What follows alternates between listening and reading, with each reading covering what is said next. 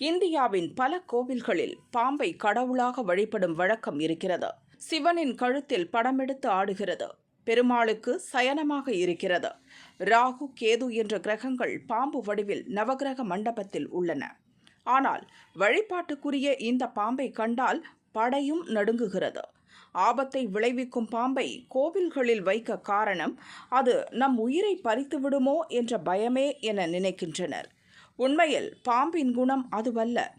நமக்கு தீங்கிழைக்க வருகிறார்களோ என்ற பயந்த சுபாவத்தால் தான் அது நம்மை தீண்ட வருகிறது. அதை கண்டு ஒதுங்கி போய்விட்டால் அதுவும் நகர்ந்து போய்விடும்.